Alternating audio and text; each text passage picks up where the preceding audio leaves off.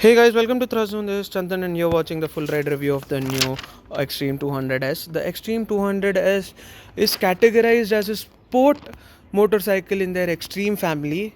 Their Xtreme family basically consists of the Xtreme 200R, which is a naked motorcycle, the X-Pulse 200 and the X-Pulse 203, which the X-Pulse 200 is an off-roader, and X-Pulse T is more of a modern tourer, as according to them. So yeah, this is the bike. Let me show you a quick walk around. There you go. So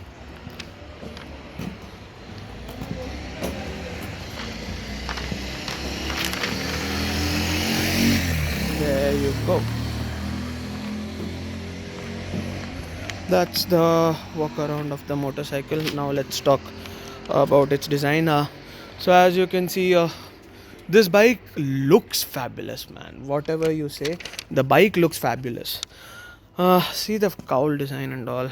I loved it at the first sight. I've loved it. And yeah, now let's talk about the engine then.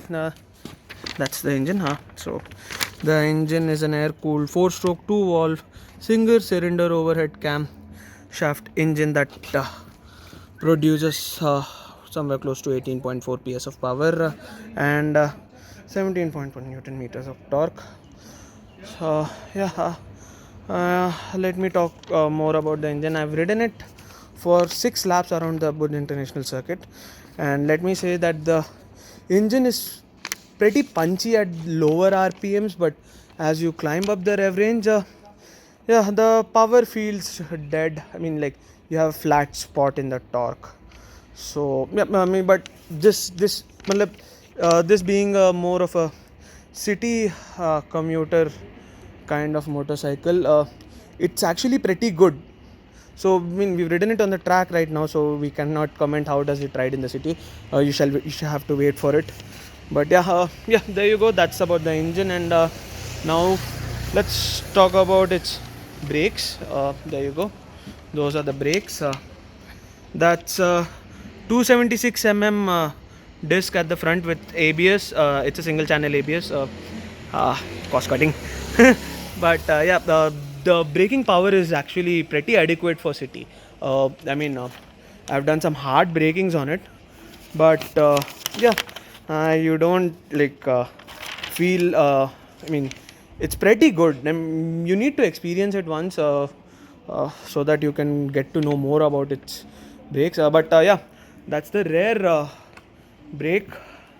That's 220 mm disc. The rear doesn't get an ABS, so there is a chance of you locking your rear. I have locked it like twice in the 10-minute slot that we have been given. So yeah, that's about the brakes. So these are the most important things. Let's talk about the features now. So this bike, as you can see, now gets an LCD screen up here at the front. There you go. That's the LCD screen. So let's fiddle around. That's your trip meter. So there's one more good thing about this is that now Hero have got onto this technology kind of thing wherein now you can connect your phone to your motorcycle, and you can display navigation and all on it. That's pretty much about it, and yeah, there you go. These are the switch gears. The quality is pretty good. There you go. Turn signals on. That's your engine kill switch. The bike. So yeah, that's about the features and all. So you also get a couple of features under the seat, which include USB chargers. I mean, not USB chargers, USB charger actually. You get one USB charger under there, and yeah, that's about the bike. There you go. You get an LED headlamp.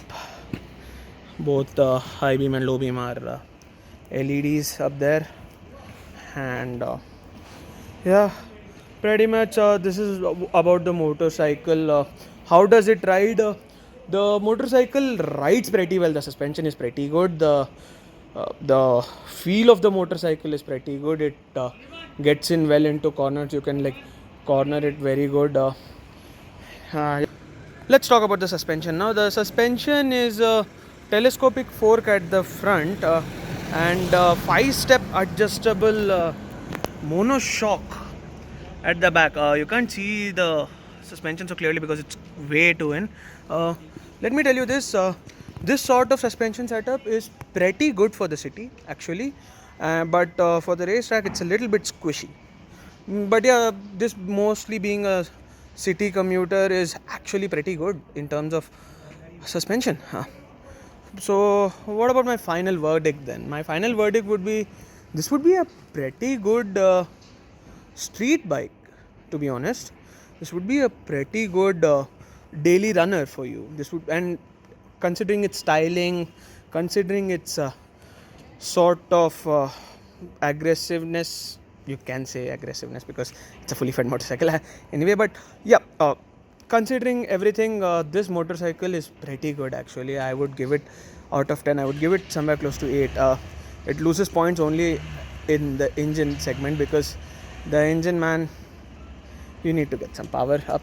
But yeah, that's it for my verdict about the bike. The price of this bike is 94,000 rupees ex showroom, New Delhi. I'm sorry, Pan India. But yeah, bookings commence on the customer dispatch has already started, but you can expect these motorcycles to be fully in the showroom by May end. Once again, thank you for watching this video. If you liked it, do please hit like, subscribe and share. And yeah, thank you so much for watching. Bye bye, see you next time.